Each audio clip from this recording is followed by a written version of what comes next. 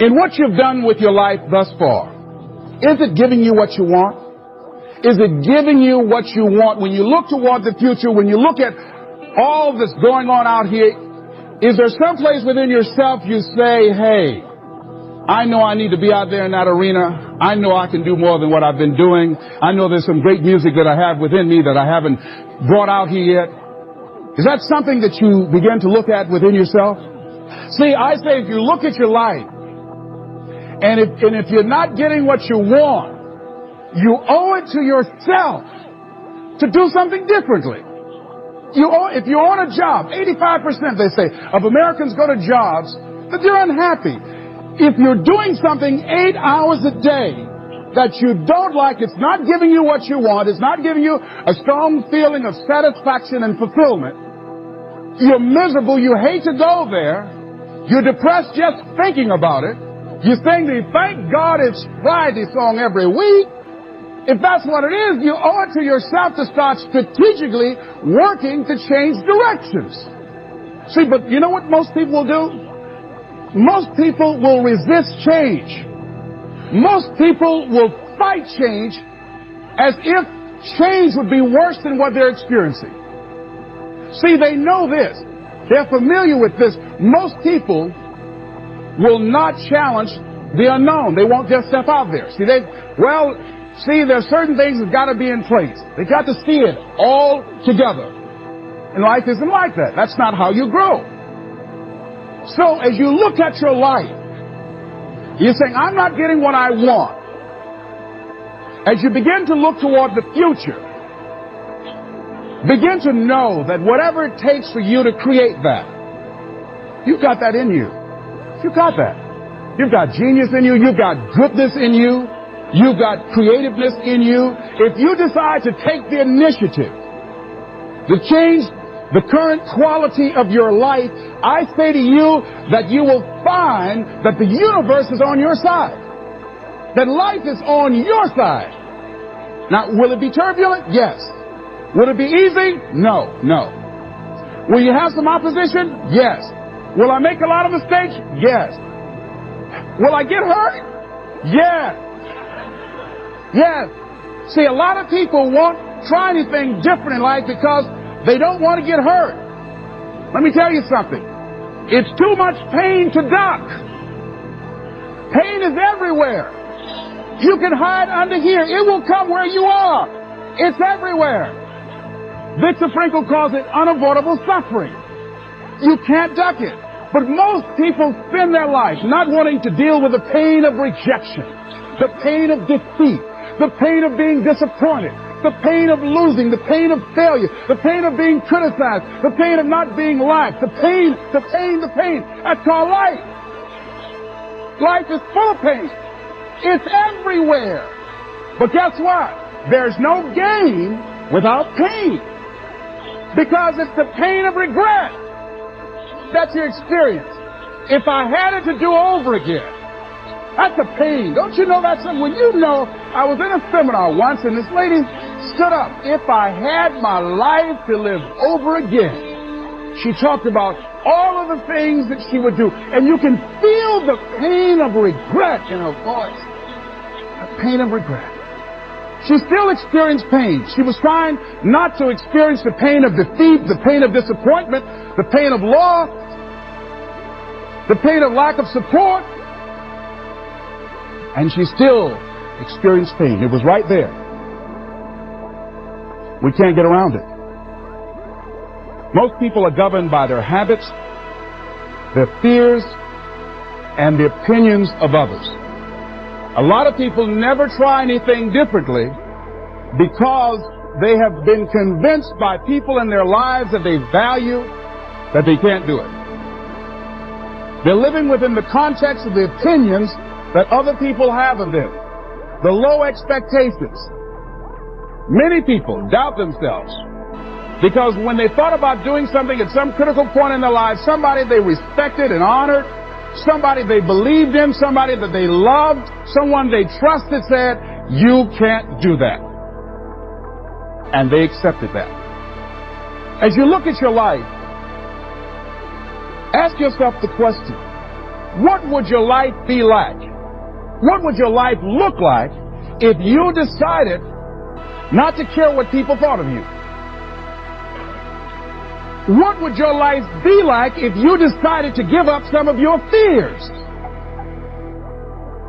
What would your life be like if you decided to become courageous? What would your life be like? If you decided to act on your dream, if you did what you felt in your heart. You know what courageous means? Tom Ruskin and Randy Reed said. They said that courage comes from a French word which means of the heart. But how does it feel to you? He says it's courage, it takes courage to live. Says most people go through life not allowing themselves to step out because they don't want to let go. They don't want to be blown around. They don't want to be moved. The courage to face life's whirling wind of contradictions. The courage to love yourself. The courage to love. For years, I was afraid to love. The courage to take a chance. The courage to be who you are. He says, courage isn't for somebody else, for medals, applause, or moral debts. Courage is what at that moment feels most right for you. Not just situational ethics, but what feels right in your heart, the word of the heart, what feels right in your heart. One great philosopher says, cowards die many times before their death. The valiant never taste of death but once. What does that mean? The valiant people aren't afraid? No. It means that they experience that fear and they move forward. They move forward anyhow. Many people are dead now. Many people are allowing their dreams to die. Many people are allowing the ideas to lie dormant and collect dust. Many people have all this talent and ability that they are allowing to be buried inside of them, that they will take with them to their graves because they didn't have the courage to be who they are. And I say, as you begin to look toward the future and manifesting your greatness, it's going to take everything in you, that your life deserves the concentrated effort to begin to look at how is it that I can express more of me? How is it that I can bring my ideas out here now? How is it? And start living with a sense of urgency because you're here today. You're gone today. Life is unpredictable. It's uncertain. There are no guarantees. No guarantees out here at all.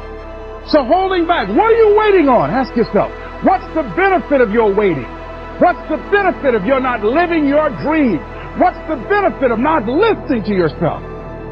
Oh, please, listen to yourself.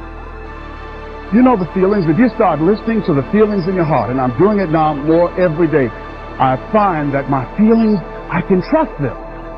And I say to you, that as you look toward the future, you look at life on a daily basis.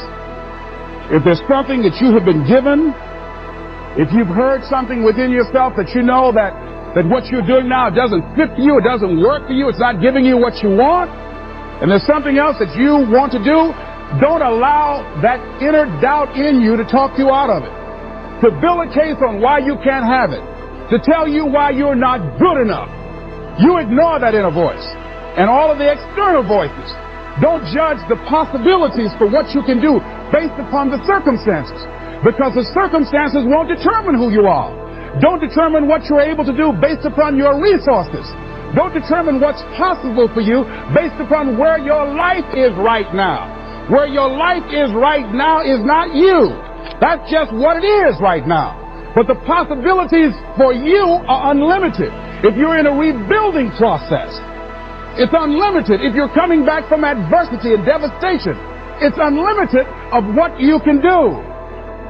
That's the capacity of human beings. It doesn't matter how many mistakes you've made. It doesn't matter how many flops you've had. It doesn't matter how much money you've lost. In fact, I see it only as an investment of what you learn from life. Not losses, but investments of what's possible for you. And I say to you that once you start listening to yourself and as you begin to act on your dream, as you start just trying to find your way, doing what you can for what you have, you will start seeing things opening up for you. You'll start attracting people. You say, where'd it come from? things will start coming together, clicking for you. You say, whoa, you start brainstorming. Ideas will come out of nowhere as you focus on it.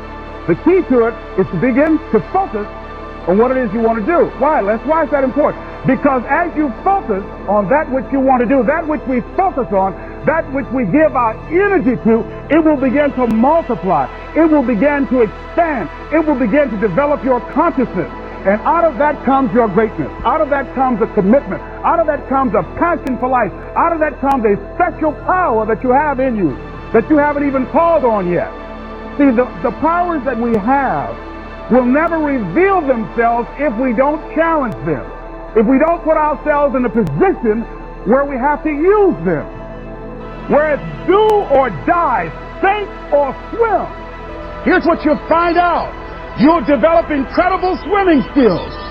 You'll find yourself stroking unlike you've ever seen before. Through the inspiration of desperation, you'll become more creative than ever before. So what is it? How do we handle that whole piece? Throw your whole self into it. See, most people go at it tentatively. They don't give all their stuff. They don't concentrate. They don't put everything they've got in them. One guy wrote a book called All You Can Do Is All You Can Do. And all you can do is enough. But he said, make sure you do all you can do. And if we're honest this evening, we know that we haven't done all we can do.